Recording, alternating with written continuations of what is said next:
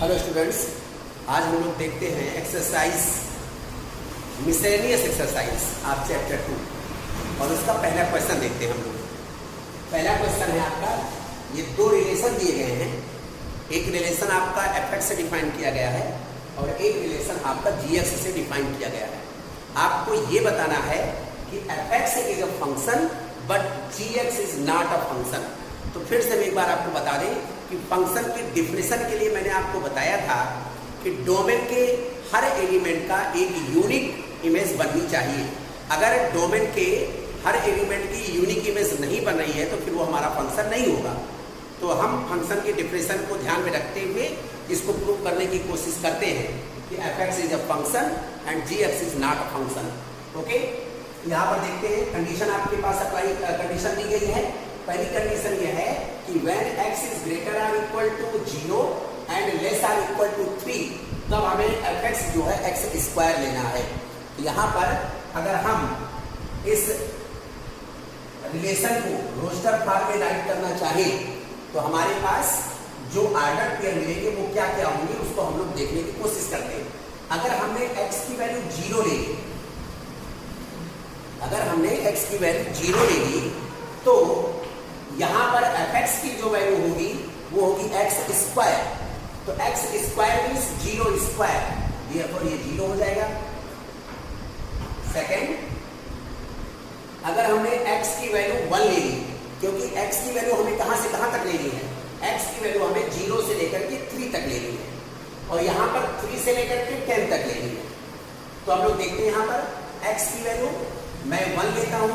जैसे ही मैं x की वैल्यू 1 लूंगा तो यहां पर हमारा जो रेंज मिलेगी वो मिलेगी 1 स्क्वायर। 1 square means 1। फिर x की वैल्यू मैं 2 लूंगा तो 2 स्क्वायर और x की वैल्यू मैं 3 लूंगा तो 3 स्क्वायर मीन्स 9। अब हम इधर भी देखते हैं, अगर हमें 3 से ऊपर चलना है, 3 या 3 से ऊपर, यहां पर भी देखिए 3 x की वैल्यू यहां पर भी 3 हम ले सकते हैं क्योंकि x इज ग्रेटर और इक्वल टू 3 लिखा हुआ है। यहां पर x की वैल्यू अगर मैं 3 लूंगा तो फिर मुझे 3 3 जा 9 मींस 3 और 9 ही मुझे मिलेगा। इस वाले में भी कंडीशन में भी हमें 3 के साथ जो ऑर्डर पेयर मिलेगा वो 9 का मिलेगा। यहां पर भी 3 3 जा 9। 4 के साथ हम लेकर के चेक करते हैं। 4 लेंगे तो 4 3 जा 12। 5 लेंगे तो 5 3 जा 15। 6 लेंगे तो 6 3 जा 18। 7 लेंगे तो 7 3 जा 21। यहां पर जो भी वैल्यू हम लेंगे उसको 3 से मल्टीप्लाई करेंगे। 8 लेंगे तो 8 3 जा 24। 9 लेंगे 9 3 जा 27 और फिर 10 भी लेना पड़ेगा। तो जब हम 10 ले लेंगे तो 10 के साथ 10 3 जा 30। तो अगर हम लोग यहाँ पर ध्यान से देखें तो हर डोमेन की इमेज जो है वो यूनिक है। 0 की भी एक ही इमेज है, हर डोमेन के हर एलिमेंट की जो इमेज है वो यूनिक इमेज है, माने एक ही इमेज है। इसलिए f(x) इज अ फंक्शन। आप यहाँ पे लिखेंगे every element of domain has unique image, therefore f(x) is a function। तो ये हमारा प्रूव हो गया। सेकंड में हम लेते हैं gx वाला। तो ये तो हमारा हो गया जब हमने रिलेशन किसको लिया था, r इज इक्वल टू जो हमारा रिलेशन f(x) था। अब की बार हम r इज इक्वल टू जब हम gx, हमारा एक रिलेशन gx है, तो जब हम यहां पर r की वैल्यू फाइंड आउट करें रोस्टर फॉर्म में, तो यहां पर क्या दिया गया है, जब हम x की वैल्यू 0 से लेकर के 2 तक लेंगे तो हमें x स्क्वायर मानना पड़ेगा और जब हम x की वैल्यू 2 से लेकर के 10 तक लेंगे तो हमें 3x लेना पड़ेगा। तो पहले हम 0 लेते हैं। जब x की वैल्यू 0 लेंगे तो x स्क्वायर की वैल्यू 0 हो जाएगी। x की वैल्यू 1 लेने पर एक्स स्क्वायर की वैल्यू 1 स्क्वायर मीन्स 1 हो जाएगी, एक्स की वैल्यू 2 लेने पर 2 स्क्वायर मीन्स 4 हो जाएगी। यहां पर आइए थोड़ा देखिए, अगर तो यहां पर कह रहा है 2, अगर हम एक्स की वैल्यू यहां पर भी 2 ले सकते हैं, एक्स की वैल्यू यहां 2 लीजिए, तो यहां पे 2 3 जा 6 हो जाएगा। इस तरह से एक्स की वैल्यू 3 लेने पर 3 3 जा 9, एक्स की वैल्यू 4 लेने पर 4 3 जा 12, और इस तरह से करते हुए हमें एक्स की वैल्यू हम 10 लेंगे तो 10 3 जा 30। ये हमें रिलेशन मिल गया। इस रिलेशन में अगर आप ध्यान से देखो तो यहाँ पर 2 की इमेज एक 4 मिल रही है और 2 की इमेज 6 मिल रही है, मीन्स डोमेन के एक एलिमेंट के 2 इमेजेस हैं, इसलिए ये फंक्शन नहीं है। आप लिखेंगे बिकॉज 2 जो कि डोमेन का एक एलिमेंट है हैज 2 डिफरेंट इमेजेस,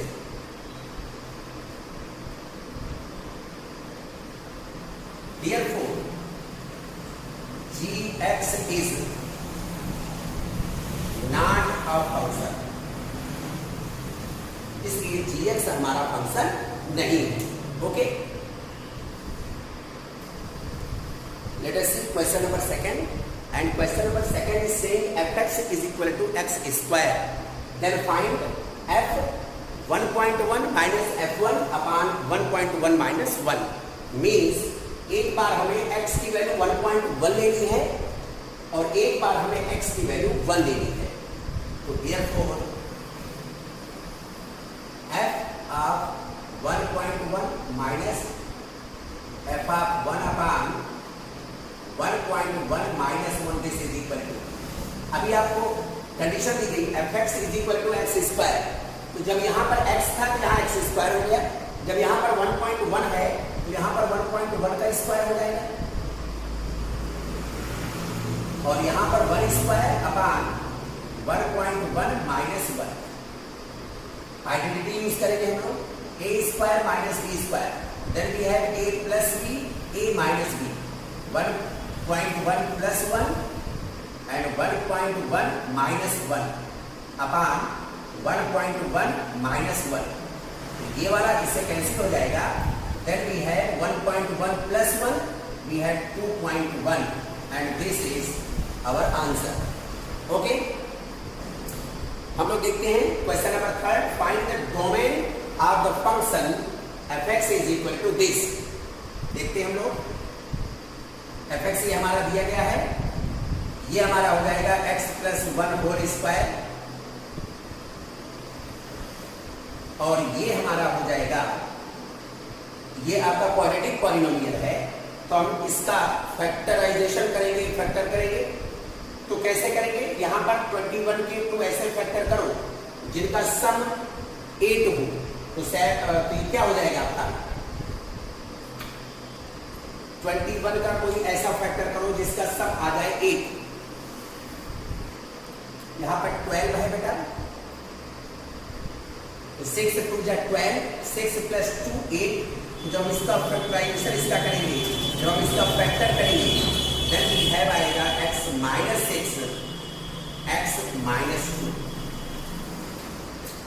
अब अगर ये रियल फंक्शन है, if this function is a real function, then denominator should not be equal to 0, denominator की वैल्यू 0 नहीं होनी चाहिए, क्योंकि अगर 0 यहां पर आ जाएगा तो 0 से किसी भी चीज को हम डिवाइड करेंगे तो वो अनडिफाइंड होगा, मीन्स इंफिनिटी आएगा। तो यहां पर for real function x minus 6 into x minus 2 should not equal to 0. It means x is not equal to 6 or x is not equal to 2, means x की value 6 और 2 नहीं होनी चाहिए, क्योंकि जैसे ही x की वैल्यू हम 6 लेंगे तो 6 माइनस 6 0 हो जाएगा, और 0 से इसको मल्टीप्लाई करेंगे 0 आ जाएगा। या x की वैल्यू अगर हम 2 लेंगे तो भी ये 2 - 2 हो जाएगा और 2 - 2 0 हो जाएगा। 0 से इसको मल्टीप्लाई करेंगे 0 आ जाएगा, तो डिनोमिनेटर में 0 आ जाएगा। जबकि मैंने कहा रियल फंक्शन के लिए डिनोमिनेटर 0 नहीं होना चाहिए, इसलिए x की वैल्यू 6 और 2 नहीं होना चाहिए। बाकी और सभी जो रियल नंबर हैं वो x के प्लेस पर हो सकते हैं। इसका मतलब हुआ कि डोमेन यहां पर राइट कर सकते हैं, domain therefore domain of the function is equal to all the real numbers except 2 and 6, except 2 and 6 means 2 और 6 को छोड़ करके बाकी जितने भी रियल नंबर होंगे वो इस फंक्शन का डोमेन हो सकता है। ओके, तो ये हो गया हमारा आंसर। अब हम लोग देखते हैं question number 4। Find the domain and the range of the real function f defined by fx is equal to x - 1। तो हमारा फंक्शन क्या है? हमारा फंक्शन है fx is equal to square root of x - 1। अगर ये रियल फंक्शन है और रियल फंक्शन इसकी वैल्यू निगेटिव नहीं होनी चाहिए, मीन्स स्क्वायर रूट के अंदर कोई निगेटिव नंबर नहीं होना चाहिए।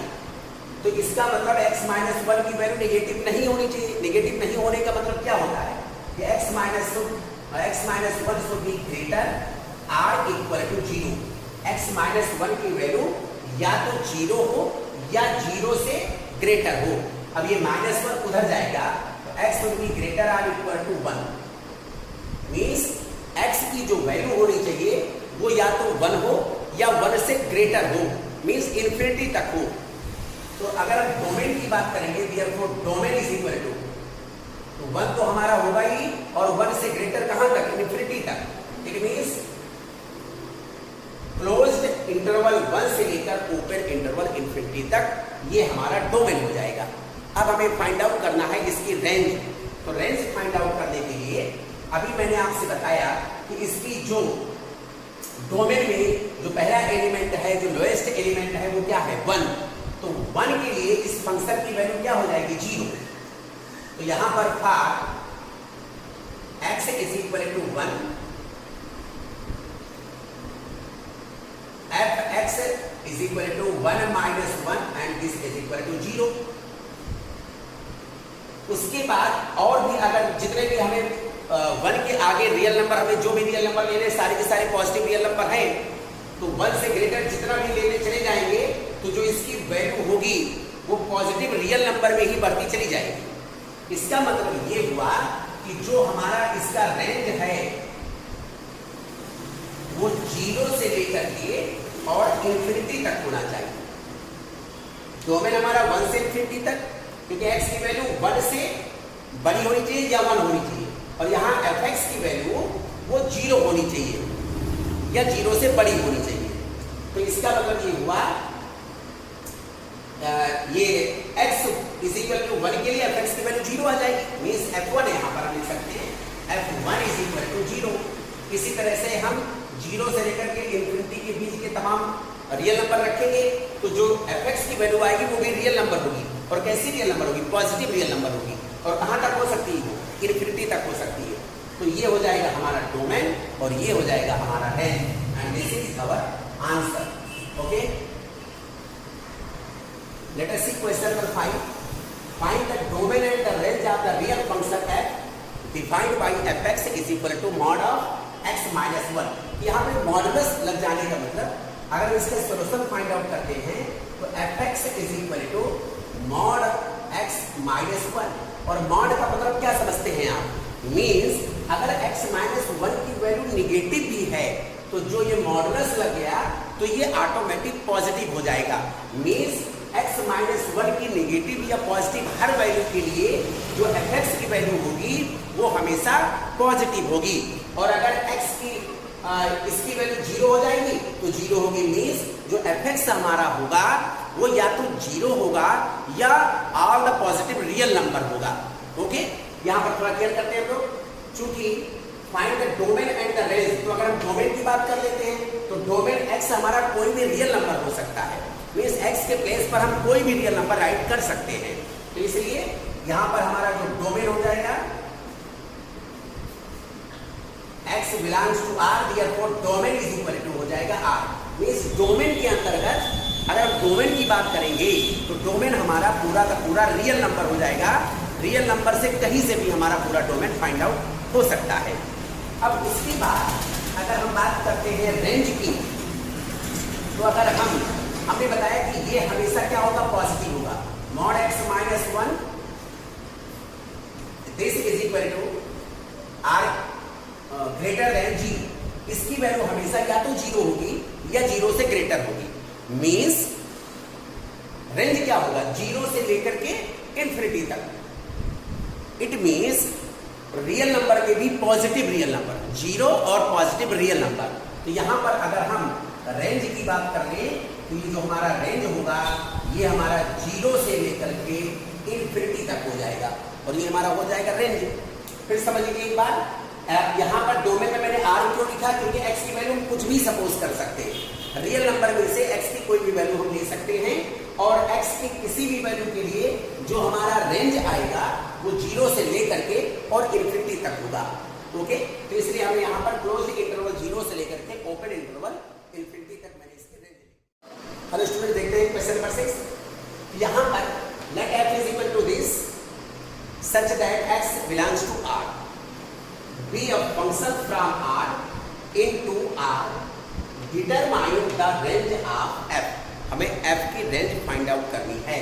रेंज हमारा इससे शो होगा। तो यहाँ पर और x हमारा कोई भी रियल नंबर हो सकता है, तो इसकी वैल्यू अगर x की वैल्यू 0 होगी, if x is equal to 0 then x square upon x square plus 1 is equal to 0। Again हम यहां पर ये देखें, जो x square upon x square plus 1 है ये या तो 0 से इक्वल, 0 के इक्वल होगी या ग्रेटर देन 0 होगी। ग्रेटर देन 0 क्यों लिखा, क्योंकि ये हमेशा पॉजिटिव ही आएगा। x की वैल्यू आप निगेटिव भी रखोगे तो स्क्वायर कर देने पर वो पॉजिटिव आएगा।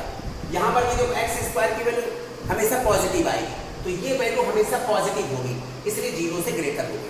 अब आओ आगे देखते हैं, थोड़ा क्लियर करते हैं। x square is less than x square plus 1। जो ये x स्क्वायर प्लस 1 है, देखिए आप x स्क्वायर में 1 ऐड कर दो, चूंकि पॉजिटिव है, पॉजिटिव में 1 ऐड करोगे तो इससे ग्रेटर हो जाएगी, नहीं हो जाएगी। तो x स्क्वायर प्लस 1 जो है वो x स्क्वायर से ग्रेटर हो जाएगा। और क्यों ग्रेटर हो जाएगी, क्योंकि x स्क्वायर में प्लस 1 हो गया। इट मींस जो आपका न्यूमरेटर है वो हमेशा डिनोमिनेटर से छोटा है। इट मींस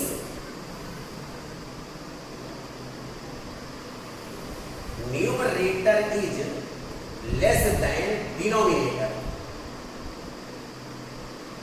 अगर न्यूमरेटर डिनोमिनेटर से छोटा है तो फिर जो फ्रैक्शन होगा उसकी वैल्यू 1 से कम होगी। Therefore, fraction is less than 1। Fraction की वैल्यू हमेशा 1 से कम होगी। कैसे? अगर हम इसकी वैल्यू 1 ले लें तो 1 स्क्वायर 1 हो जाएगा, यहां पर 1 स्क्वायर प्लस 1 तो ये 1 से लेस हो जाएगा। तो ये जो है अगर न्यूमरेटर डिनोमिनेटर से छोटा है तो इसकी वैल्यू, फ्रैक्शन की वैल्यू हमेशा 1 से लेस होगी। तो अब हमें क्या मिल गया, रेंज हमें मिल गया। एक तो हमें 0 मिल गया और दूसरा 1 से लेस मिल गया। इट मींस जो हमारा रेंज होगा ये क्लोज्ड इंटरवल 0 से ओपन इंटरवल 1 तक होगा। इसकी x की किसी भी वैल्यू के लिए जो हमारा रेंज होगा वो ये होगा। ओके, राइट कर दें आप लोग इसको। Let us see question number 7। Let f and g, ये दोनों रिलेशन है from r to r, be defined respectively by fx is equal to x plus 1 gx is equal to 2x minus 3. Then we have to find f plus g. बहुत ही simple है, अगर इसको हमें find out करना है तो f plus g means fx plus gx और fx means x plus 1 and gx means 2x minus 3. Algebraic addition हो जाएगा इसका 2x plus x 3x हो जाएगा और 1 minus 3 minus 2 हो जाएगा. Again we have to find f minus g. F minus g means fx minus gx. Value of fx is x plus 1 and value of gx is 2x minus 3. X plus 1 minus 2x minus minus plus 3. Therefore 1x minus 2x, then we have minus x plus 4. Now we have to find f upon g. F upon g and value of f is x plus 1 and f means fx upon gx और fx means x plus 1, gx means 2x minus 3. तो अगर ये real होगा तो real value के लिए इसकी value 0 नहीं होनी चाहिए. Means 2x minus 3 not equal to 0 or 2x not equal to 3 or x should be not equal to 3 by 2. ये हमारी हो जाएंगी वैल्यूज. लेकिन यहाँ पे कंडीशन है कि x की वैल्यू 3/2 नहीं होनी चाहिए, उसके अलावा x की कोई भी वैल्यू हो सकती है. Okay, let us see question number 8. हमें एक रिलेशन दिया गया है f is equal to 1 1 2 3 0 minus 1 minus 1 minus 3 b of function. ये फंक्शन है, ये जो रिलेशन हमारा है ये एक फंक्शन है और कहाँ से? From z to z. z means what? set of integers. z means set of integers. तो यहाँ पर हमारा defined by fx is equal to ax plus b for some integers a b determine a b. हमें a और b की value find out करनी है. बहुत ही सिंपल है बेटा. अगर हम यहाँ पर x की वैल्यू 1 लेंगे तो कह रहा है कि fx की वैल्यू 1 आएगी. फिर से देखिएगा, अगर हम x की वैल्यू 1 लेते हैं तो this relation is saying that fx is equal to 1. It means when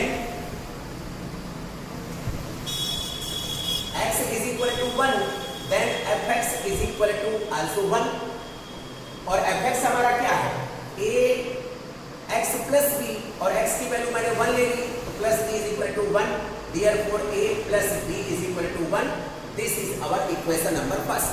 यहाँ से मैं ये भी ले सकता हूँ, ये भी ले सकता हूँ, ये भी ले सकता हूँ. एक बार यहाँ पर 2 3 की जगह के अलावा अगर हम 0 ले लें, x की वैल्यू 0 ले लें तो इजी होगा, इसलिए मैं इसको लेने जा रहा हूँ. आप इसको भी लेकर के एक और इक्वेशन बना सकते हो. मैं इसको लेकर के इक्वेशन बनाने जा रहा हूँ. फिर से मैं कह रहा हूँ ये रखने वाली कोई चीज नहीं है, आप इसको भी ले सकते हो. मैं इसको इसलिए ले रहा हूँ कि अभी इसको लेने का नतीजा ये होगा कि हमें जल्दी से इक्वेशन से वैल्यू मिल जाएगी. When x is equal to 0 then fx is equal to -1. या यहाँ पर 0 राइट कर सकते हैं और यहाँ पर x की वैल्यू 1 है तो 1 राइट कर सकते हैं. यहाँ पर a into x की वैल्यू 0 और plus b this is equal to -1. ये पूरा 0 हो जाएगा. Therefore b is equal to -1. ये हमने कहा था कि b की वैल्यू हमें मिल गई. अब b की इस वैल्यू को हम पुट कर देंगे कहाँ पर? इक्वेशन नंबर फर्स्ट में. 14 b is equal to -1 in equation number first. Therefore a -1 this is equal to 1. a is equal to 1 -1 transpose other side plus 1 then a is equal to 2. तो a और b की जो value है वो हमें मिल गई. a is equal to हो गया 2 and b is equal to -1 and this is our answer. तो आप लोग इसको राइट कर लें. हम लोग देखते हैं क्वेश्चन नंबर 9 और क्वेश्चन नंबर 9 हमारा क्या कह रहा है इसको हम लोग देखते हैं. Let r be a relation from n to n. n क्या है? n is set of natural numbers defined by r is equal to a comma b such that a b belongs to n and a is equal to b square.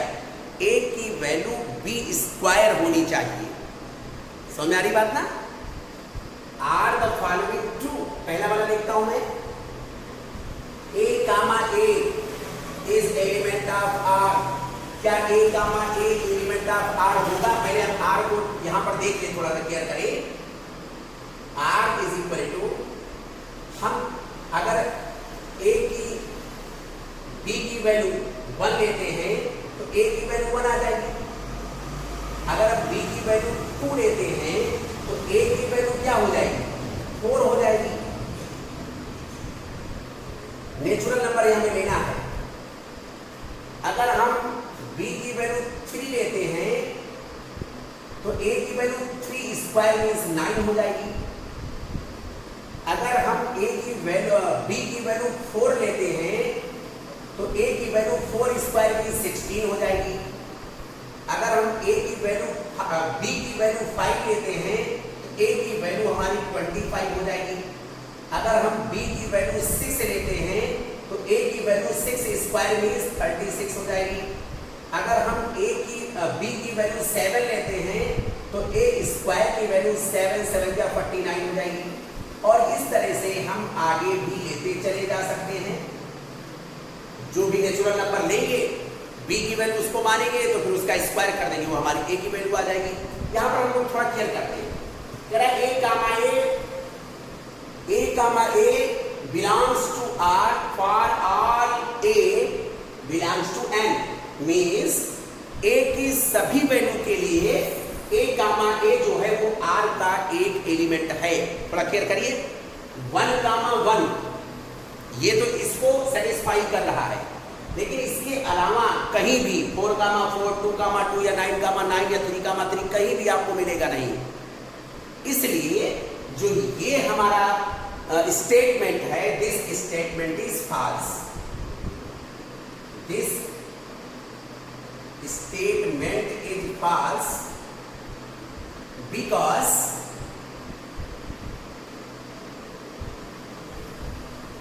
a comma a element r for all a belongs to n is not true। या हम क्यों ऐसे ही direct लिख दें कि this statement is false? False क्यों है? क्योंकि a comma a for every element of a belongs to n के लिए करेक्ट नहीं है। मीन्स a की हर वैल्यू के लिए ये कंडीशन अप्लाई नहीं होता है, इसलिए ये स्टेटमेंट हमारा फॉल्स है। सेकंड स्टेटमेंट देखते हैं कि अगर R में a कामा b है तो b कामा a भी होगा। यह भी केवल a कामा b है तो b कामा a इसी के लिए सही है, बाकी और किसी के लिए सही नहीं। क्यों? क्योंकि 4 कामा 2 है तो 2 कामा 4 इसमें नहीं है। 9 कामा 3 है तो 3 कामा 9 नहीं है। 16 कामा 4 है तो 4 कामा 16 इसमें नहीं हो सकता। क्यों? क्योंकि 16 का स्क्वायर कभी 4 नहीं हो सकता। 9 का स्क्वायर कभी 3 नहीं हो सकता। तो ये स्टेटमेंट भी हमारा क्या है? फॉल्स है। This statement is false because if a is equal to b square, this implies that b is not equal to a square। अगर a b का स्क्वायर है तो b a का स्क्वायर नहीं हो सकता। और अगर हो भी सकता है केवल 1 कामा 1 के लिए, एक्सेप्ट 1 कामा 1 को छोड़ करके, 1 कामा 1 को छोड़ करके बाकी किसी भी एलिमेंट के लिए, नेचुरल नंबर में किसी भी एलिमेंट के लिए अगर a b स्क्वायर के इक्वल है तो फिर b a स्क्वायर के इक्वल नहीं होगा। यहां पर देखते हैं a comma b belongs to r, b comma c belongs to r।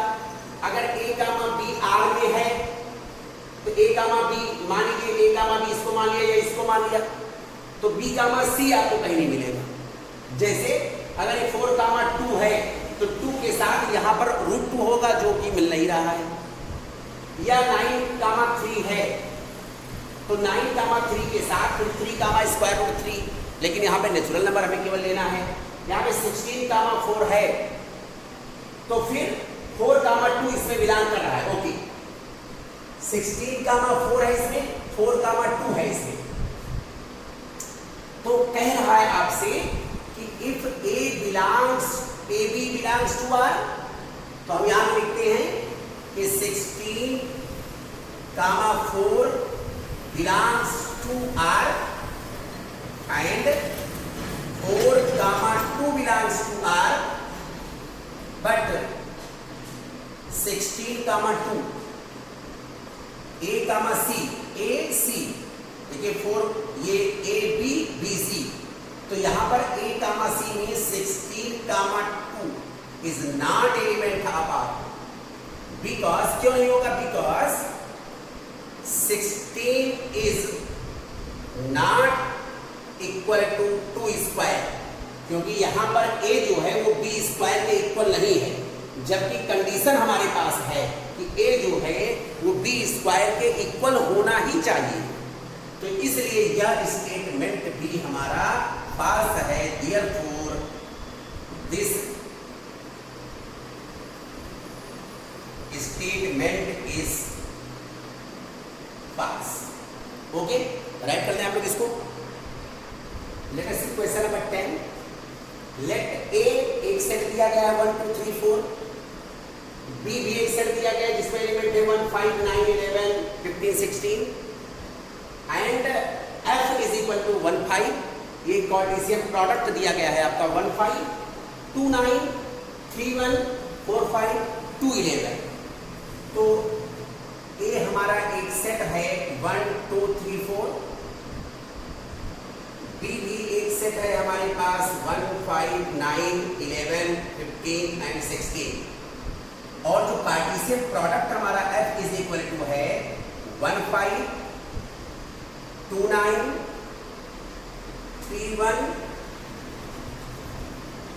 4, 5 and 2, 11। कोई भी, अब आपको पता है रिलेशन कब होगा?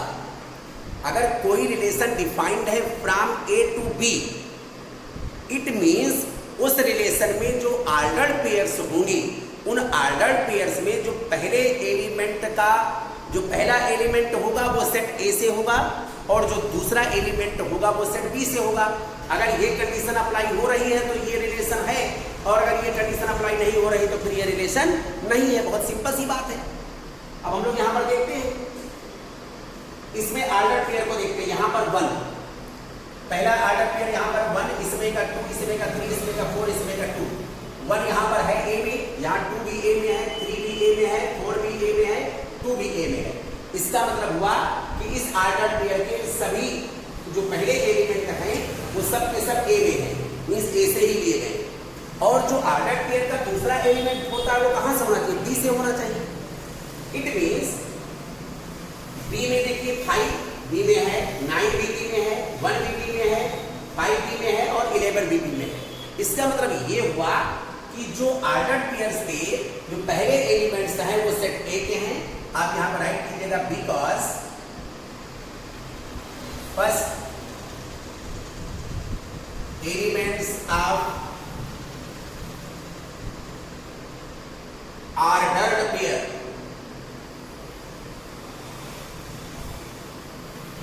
are from set A and second elements of ordered pairs are from set B. Therefore, F is a function, relation. F is a relation from A to B. F जो है A to B में एक relation हो गया। और दूसरी चीज हमें ये भी बताना है कि F is a function from A to B, ये भी मुझे बताना है। अब आप थोड़ा सा क्लियर करिएगा।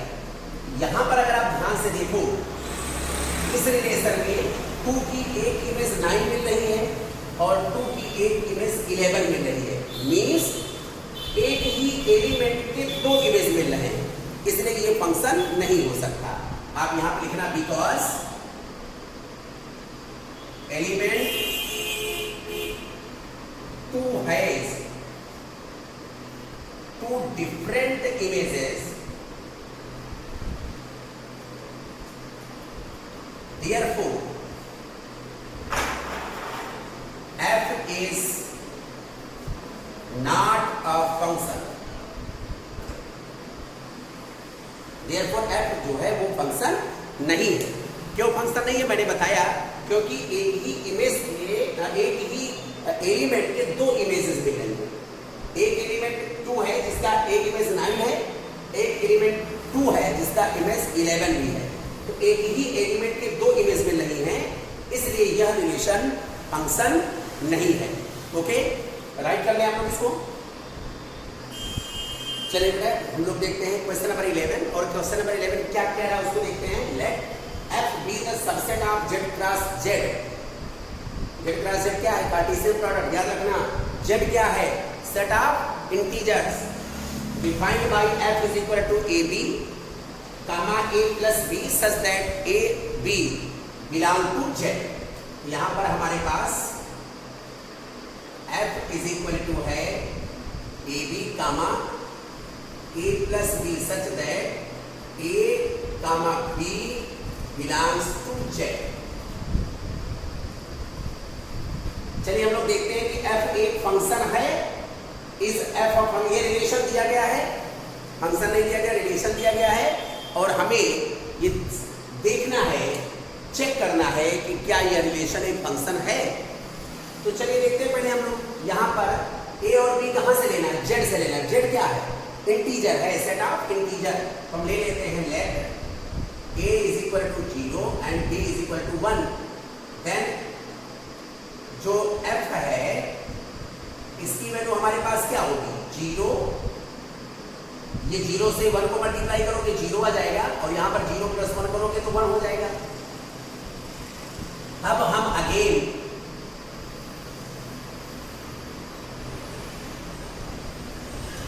Late a is equal to 0, b is equal to 2 ले लिया मैंने।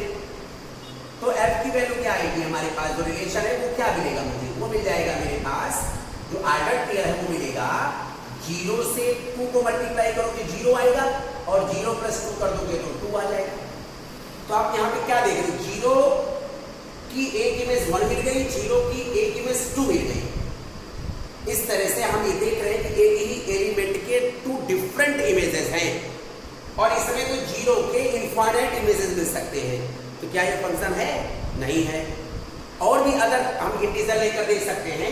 मान लीजिए इसकी वैल्यू मैंने -1 लिया, इसकी वैल्यू -2 लिया, तो -1 -2 मल्टीप्लाई करोगे 2 आएगा, और -1 और -2 ऐड करोगे तो -3 आएगा।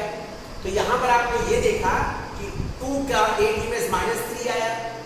अब हम पॉजिटिव ले लेते हैं, a की वैल्यू 1, b की वैल्यू 2, तो 2 1 2 आ गया, और यहाँ पर 1 + 2 3 आ गया, तो 2 की भी डिफरेंट इमेज मिल गई।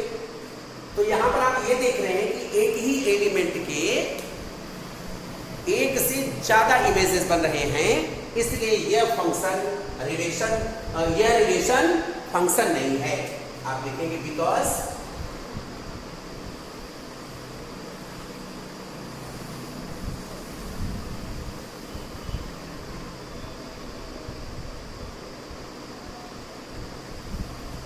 एलिमेंट ऑफ डोमेन है more than 1 images, more than 1 images, therefore this relation is not a function।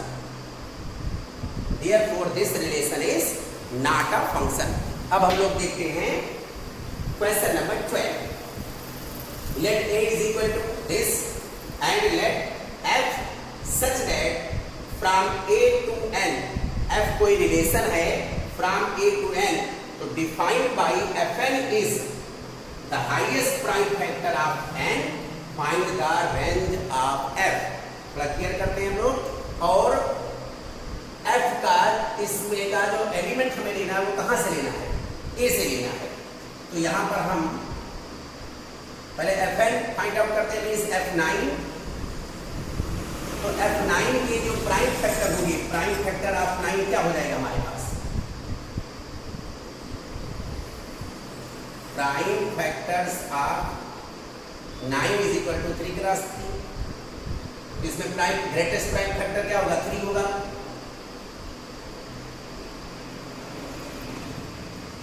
Prime factors of 10 is equal to 2 cross 5,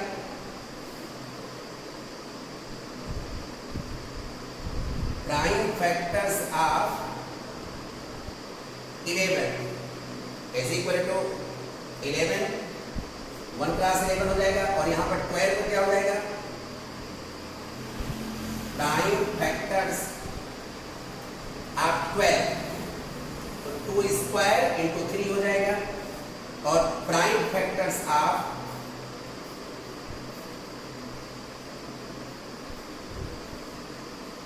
13 ये हो जाएगा 1 क्रॉस 13। आप यहाँ पर थोड़ा सा क्लियर कीजिएगा, इसमें हाईएस्ट फैक्टर क्या मिला, 3 मिला। इसमें हाईएस्ट फैक्टर क्या मिला, 5 मिला।